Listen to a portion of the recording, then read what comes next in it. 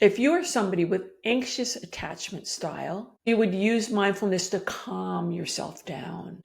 I'm okay. I'm right here. I feel myself breathing. Now, if you were avoidant attachment, you would use mindfulness slightly differently. You would learn to sit with those feelings that you might avoid or shut down and go, oh, I'm having a feeling right now. It's okay. I'm safe having this feeling. Welcome to the Yearning Heart Podcast, where we discuss with everyday people our journeys towards love, our growth, and the yearnings of our hearts. Hi, I'm Jennifer Lehr, licensed marriage and family therapist and the host of the Yearning Heart Podcast. And today we're going to look at therapist insights into episode 14 with Dennis. So I'm going to be going deeper into some of the issues he brought up, some of the things he mentioned, so that you have a better understanding of those things. I wanted to start with mindfulness. Now, Dennis has done a lot of work with mindfulness, and most people know what mindfulness is. It's becoming aware of the present moment, focusing on your breath, and mindfulness is really helpful for many things. It gets us out of ruminating, getting caught in something over and over in our mind. It can help us relax and sleep. Like yoga nidra is a mindfulness practice where you slowly go through each part of the body and focus on it. And it gets you into the moment and into your body. On the plus side, mindfulness really helps strengthen the witness. The witness is the part of ourselves that watches, that pays attention, that notices, that isn't caught in the dreams of the future or the traumas of the past. It's right here, right now. I'm a breathing, living entity, and I'm aware of myself. I'm aware of my body. So that would be how I would describe what mindfulness does to the present self. Now, within that present self, there are memories that come through, hopes and dreams that come through, but they're coming through a grounded person in the moment.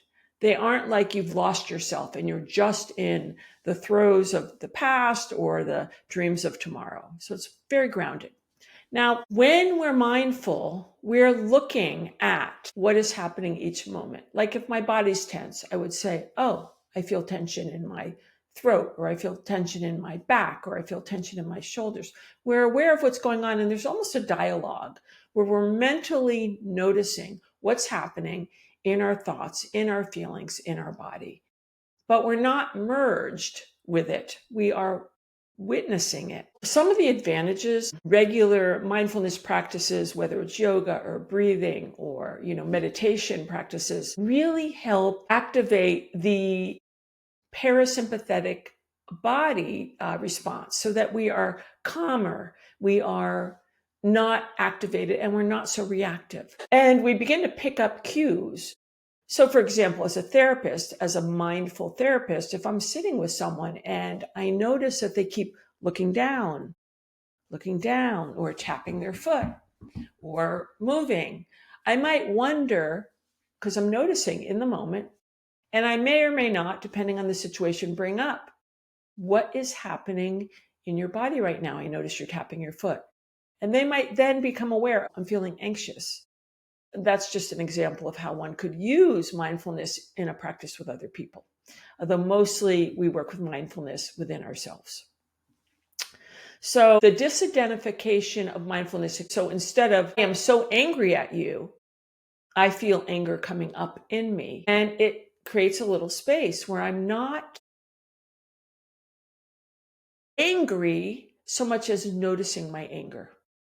So rather than being separated from or denying our experience, we are noticing our experience. We are becoming more aware of our actual selves.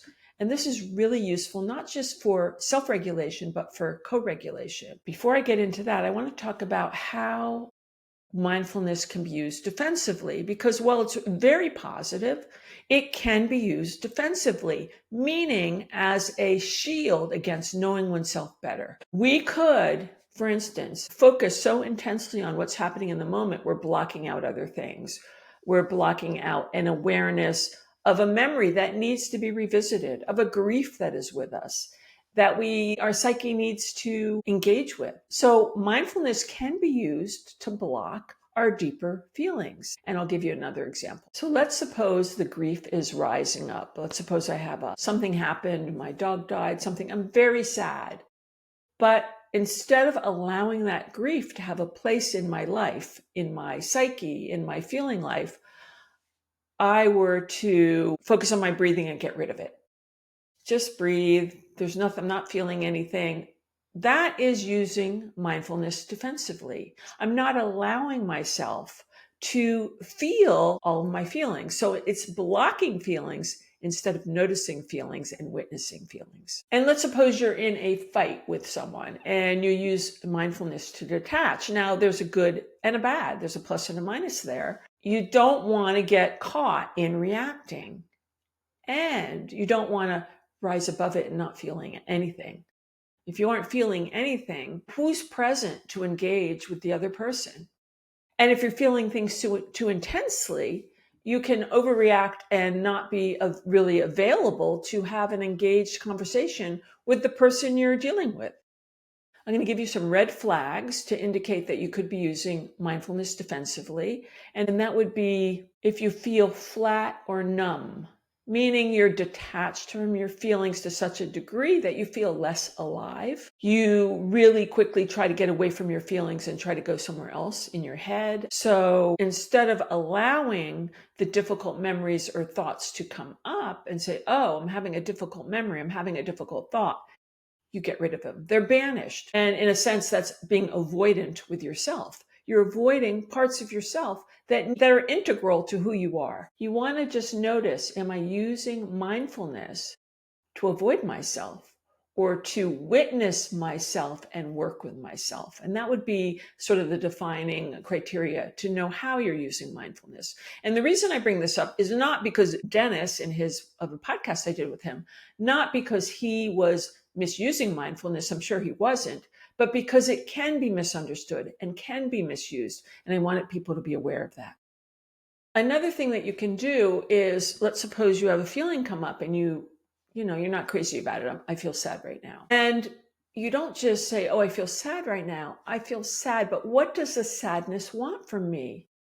The sadness wants compassion from me. It wants tenderness from me. It wants to be honored by me. It wants space to live and breathe and mature. And that is how we work with our feelings. We're mindful of them, but we're not dismissing them. We're not getting rid of them.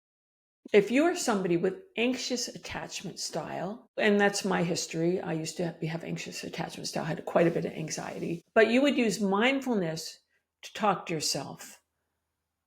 So you would use mindfulness to calm yourself down. I'm noticing my body. I'm okay right now. Even though I'm frightened, I'm okay. I'm right here. I feel myself breathing. So it's a way of an anxious attachment style using mindfulness to self-soothe.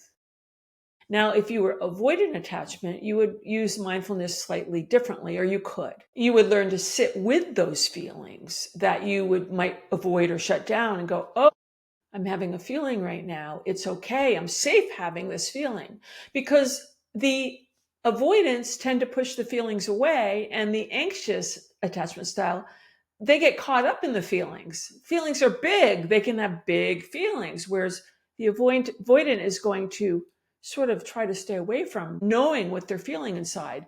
But with mindfulness practice, they could start getting more in touch with, oh, I'm having this feeling.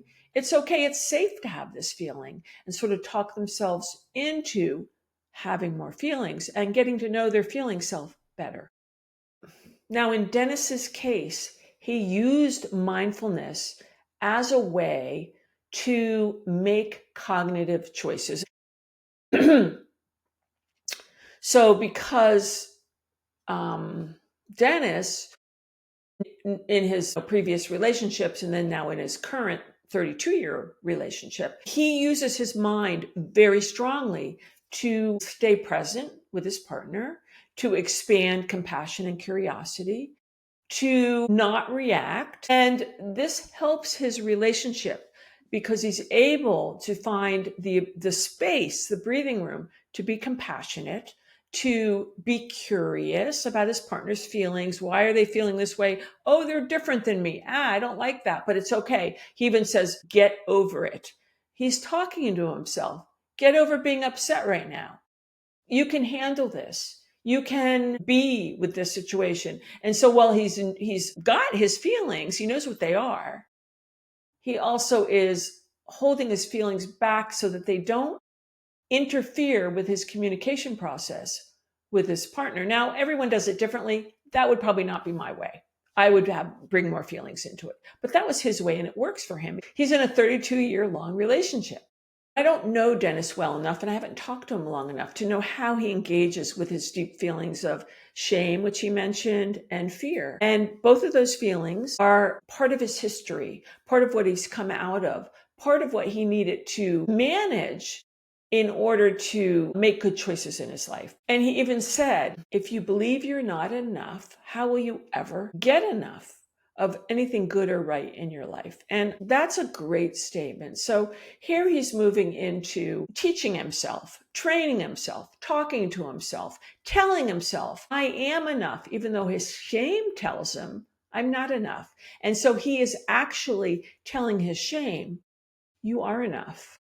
You are enough, and you're going to get what you need in life because you're not accepting that you're not enough. You're not accepting what your family of origin taught you, which is you're not good enough and you'll never be good enough. And so he actually learned to self-talk and self-teach the part of him that had carried the shame and basically parent that part by saying, no, you are enough. Yes, you are. Another thing that Dennis brought up in my podcast with him is that he had to leave. He left his second marriage. The first marriage he considers he made a mistake. He got married too young. It wasn't a match. But the second marriage went on for quite a while. I don't remember how long. I think he said 12 years. And he ended up leaving that marriage because as he was doing his mindfulness work, he was growing, but his partner wasn't willing to grow. Now, we are often taught, do not get divorced. You have to work it out. And yet, if you are with someone who's not growing, you may outgrow them and you maybe find much, much more happiness with another person. So always be aware, does this person want to grow with me? Are they willing to do what it takes for us to grow together? Or are they just going to stagnate and I'm going to be stuck dealing with someone who doesn't want to open to me, doesn't want to be curious about me? And if that's the case, yeah, if you're doing your own work and they're not, that's a fine reason to move on to another relationship. Dennis also talked about how he and his current wife of 32 years made a commitment to do it differently. Now, obviously, it's more than a decision because the behavior has to follow the decision and the ability to be vulnerable with each other has to follow the decision. But you start with the intention or decision. And his intention and his wife's intention was, we are going to work this out. We're going to figure this out. And that requires, as he said, looking at the bad habits. What are we doing that's causing strife? What are we doing that's causing conflict? How do we do it differently? That takes a lot of mental engagement, willpower, because we're hardwired, and it's easy to fall back into our patterns. We have to change our patterns to change our relationship. And that involves learning to understand what's going on inside, learning to communicate what's going on inside non-defensively, learning to be curious about and listen to what our partner is feeling, thinking, believing. It's a really big endeavor, which is why so many people don't survive long-term relationships. They haven't built that part of themselves. And he mentions having a safe place to communicate. Creating a safe place to communicate. If your relational space isn't safe, what do you think is going to happen? You're going to be defensive, you're going to hide, you're going to yell and scream. It has to be safe. And safe means it's filled with kindness, with compassion, with empathy. Now, when I get triggered, that can go away. You forget that the person in front of you is someone you love. And you think, oh, I have to defend myself. They're not hearing me. That kind of thing. And that is a problem. You have to remember, I feel hurt right now because this reminds me of when I was 3 and my father screamed at me and nobody ever listened to me. And you have to talk to those old wounds and say, hey, I know you're there. I know you've been wounded, but we're going to do this differently with this person.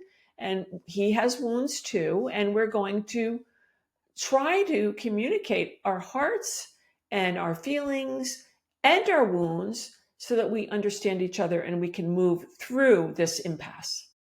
Another thing that came up in this podcast is core values. Now, core values are really important. And I brought up an example. I'll re-bring it up. Let's suppose someone's core values are fairly hedonistic. I'm going to go out and party and have a good time. And that's the purpose of my life. And someone else's core value is, I want to be in service. I'm going to join the Peace Corps. I want to help the poor people, however you look at that.